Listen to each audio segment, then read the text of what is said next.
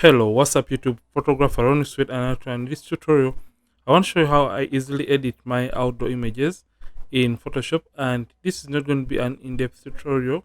I'm just going to be using my actions to speed up or fasten my retouching process. Remember, if at all you always want to fasten or make your retouching process really faster in Photoshop, make sure to use actions and last, and that is why I have my retouching essentials pack that is going to help you fasten or speeden your retouching process in Photoshop or your workflow within Photoshop. So this is the image that I have right now, and I have to retouch this image.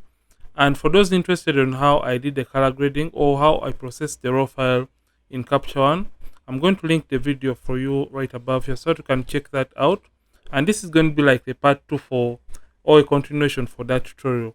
So after I have imported the image into Photoshop, the very first thing I tend to do is cropping the image. So I'm just going to come right here to the crop tool and come to the aspect ratio and crop the image into 4 by 5 or 8 by 10, because usually I post the images on Instagram and I want the image to fill up the whole screen of a person looking at it when I post it, so that I can get more engagement. So that is how I crop the image, and after getting the crop tool I have to click and drag over to see where to crop the image. So I'm just going to crop it from around here because I need more headroom on top, and I'm just going to press or hit enter and it's going to crop the image. So like I said, I'm going to be using my actions. So I'm just going to come right here to the actions, and if I told you purchase my actions, how to import the actions into Photoshop, it is very simple. After unzipping your file or your actions or the folder you have purchased and downloaded, simply come right here to window and you come down to actions, and when you click on actions it's going to open this window for you. Then just come right here and select this and come to load actions, and simply click or press on load actions, and it's going to open your finder where you can find where your action was saved, and simply locate it, simply click on it, and it's going to be imported into Photoshop. So for this case, I have a 16-bit image, and I'm just going to come and play my 16-bit frequency separation action right here. And after that, I'm just going to come and hit play. So usually the action stops at this point when you determine the amount of details that you want to remain with in your image. So for this case, I'm just going to zoom out right here and look at the area that has more skin textures than the rest of the skin. So for this case, I'm just going to be using this as a reference area, and I'm going to come to the radius and start taking the radius up to a point when I'm just starting close out on the details right here. So remember, your image may be looking different, or it may be having different levels of sharpness rather, or details in it. So meaning your radius may be different from mine. I'm just going to come and start taking this up when I'm just starting to completely lose out on the textures or the details. So 5 is okay. I'm just going to press OK and let the action run. And this is at the advantage of using actions, because you don't go through the process of creating the actions and everything is automatically done for you. Just going to close that, and I'm going to come to, you can see the folders right here. So usually my action comes with this black and white layer, and it is more of a help layer where it determines or helps you look at where to blend or even out the skin tones, or even out the skin tone transitions. So usually I prefer not to use this, and if at all you are easily distracted by colors, you can use it and blend the transitions. Let me show you what I'm meaning by blending. So I'm just going to turn this off, and I'm going to come and select the low frequency layer, but usually my action is going to automatically select for you the low frequency layer. And we are going to come to the brushes, simply right click and get the mixer brush tool, and after that just come, if at all you have an older version of Photoshop, you may find your mixer brush tool right here. So for this case, we want to set up the mixer brush tool to give us the best or favorable results when you're trying to even or blend the skin of this model. So I'm just going to come and make sure the hardness is 0%. Make sure clean brush is selected right here, and this option is also selected, which is saying clean the brush after each and every stroke. Remember, as we are blending the transitions within the skin, we want it to be clean every single time we are playing around with different tonal values or tonal ranges within the skin tone. The weight I'm going to be using is 9%, the load of 75, the mix at 90, and the flow of 100%. Make sure sample all as is not checked, because when you tick or check this option and start painting on the skin, it means that it's going to also sample textures and paint them in the low frequency level, which we don't want. Make sure this is not checked, and I'm just going to zoom in slightly right here. And how this works, I'm just going to come and turn off the textures, because right now I just want to blend or even out the skin tone transitions using the Mr. Brush tool. So reduce on the size of the Mr. Brush tool by using the open and close brackets on the keyboard. And if at all yours is looking like this, make sure you press the caps lock key on the keyboard to make it looking like a circle. So you have to keep on playing around with different sizes of the Mr. Brush tool by using the open and close brackets on the keyboard. So I'm just going to start evening out the transitions within the skin, just like this. So paint colors that are looking alike to have or harmonize them or even them to have a better transition within those colors. And I would recommend, as you're using a Mr. Brush tool, make sure you retouch at a distance, because in this way you're going to be looking at every skin tone color inconsistency, and you're going to be able to save time and retouch faster. If at all you're retouching at a distance, make sure you don't zoom all the way in, because in this case you're going to be having more work to do and you won't be able to retouch so many images at a time. So make sure you retouch at a distance, unless you're trying to remove skin imperfections or the blemishes. So I'm just going to come to this area and I'm going to even out the transitions or blend those colors. You can see I'm just trying to blend those colors, and I'm using a Mr. Brush tool and moving it as the way an area is actually shaped. So I'm just going to blend this highlight right here and try to drag in some of the colors to eliminate that kind of hot spot in those areas. I'm just going to come and paint through just like that. And you can see when you're retouching at a distance, everything looks fine. It looks faster, and you'll be doing less of the work. So I'm just going to come and blend the colors on the nose, and you can see everything you're doing is going to be changing in real time, and you're actually saving more time when you're retouching at a distance. So the important tip here is you have to keep on retouching at a distance, or you don't zoom all the way in. If at all you want to retouch faster, you can see just a few strokes of a brush are going to get the job done. So just come to the hands and also blend this. So remember, as you're working on the image or trying to blend the transitions within the skin tone, the image is turning out to look a little bit plastic, but that is because we hid or turned off the texture layer, and we're going to be turning that on after blending or making sure that the transitions within the skin are really perfected and we are done blending at those areas. So let me just work on the fingers right here. You can see it is making them plastic, but that is better. The more plastic they look, the better the image is going to be at the end of the process. So I'm just going to come and turn on the texture layer and zoom out and show you what we have just done using the Mr. Brush tool.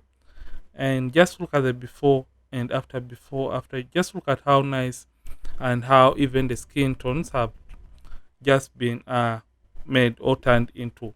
So after that, for full body images, I tend to only use the Mr. Brush tool, and you can see that gets the job done.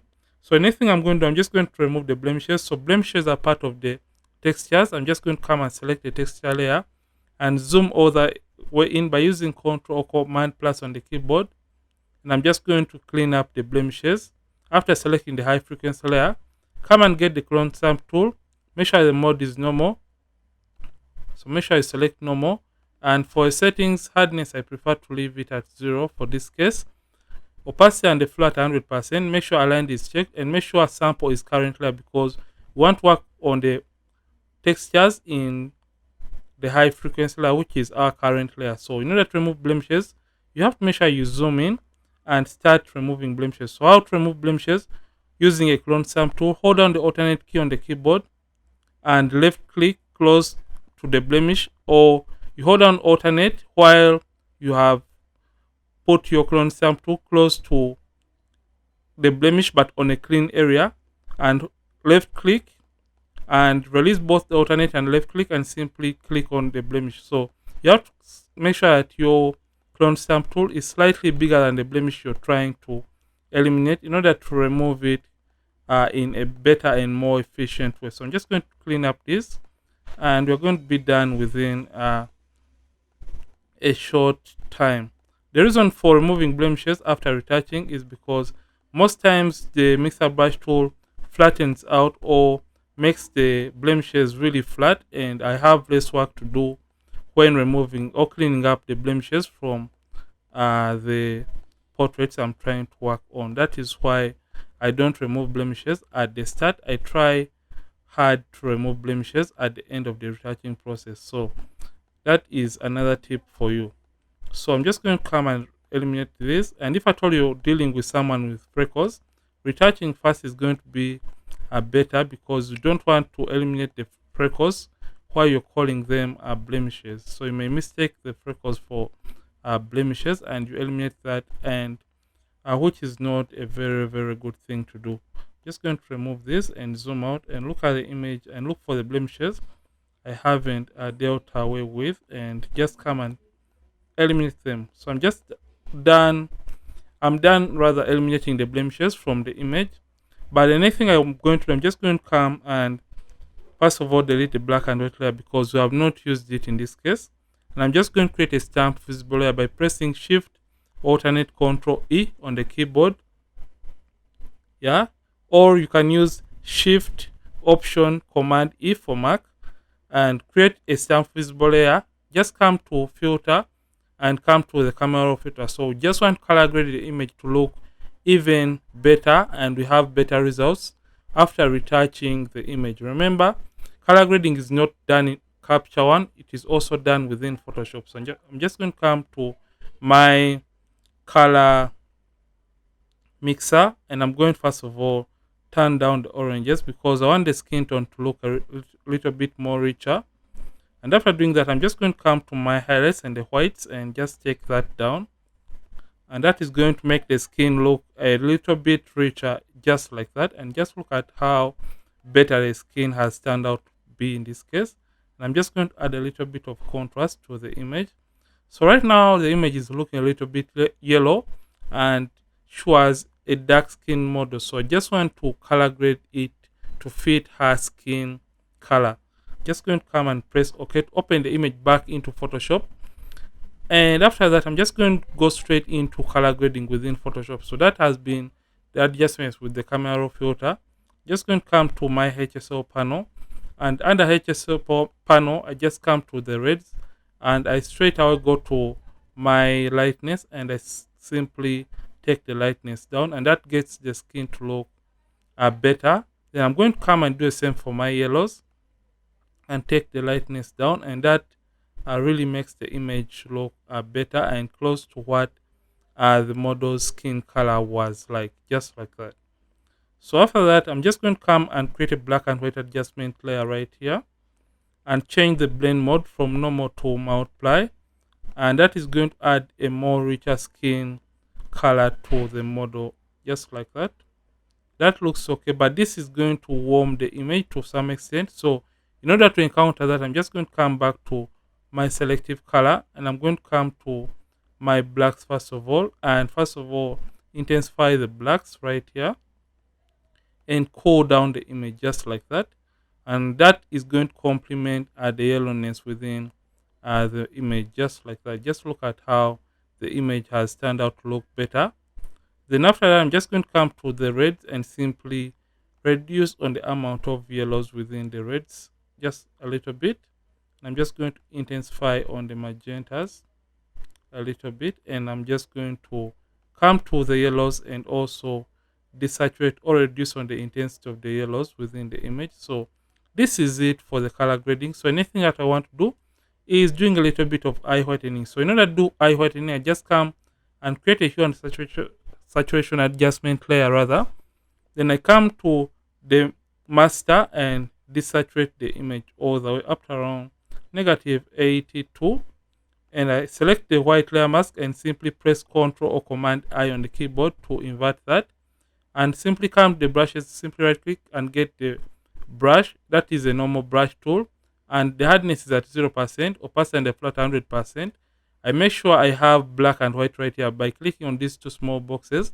That is going to get you black and white, and you can switch in between black and white by using X on the keyboard, or simply use this arrow. So make sure white is on top, and we're going to zoom into the eyes and simply paint using our brush tool to whiten the eyes. So make sure you only paint on the area that you feel should be whitened in this case. So that is the white area alone, and that is going to add a given mood or vibe to your image. Just look at the naturalness in this eye whitening process, and this is over for the eye whitening. So next thing is going to be saving the image.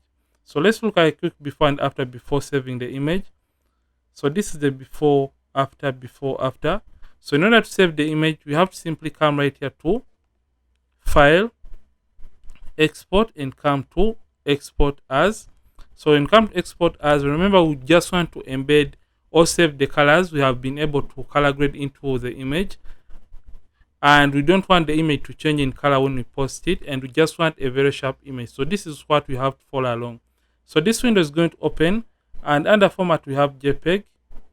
That is what I usually prefer because this is supported by most social media platforms and websites. The quality I prefer 100%. Then resample, I make sure the resample is by cubic sharper because I want Photoshop to slightly sharpen the image for me. After saving it, then the most important step for this is the color space. So usually you have to make sure the color space is convert to sRGB. Make sure that this is checked, and also embed the color profile. So make sure these two options are ticked or checked right here. And with this done, the image is going to finish loading in this preview window.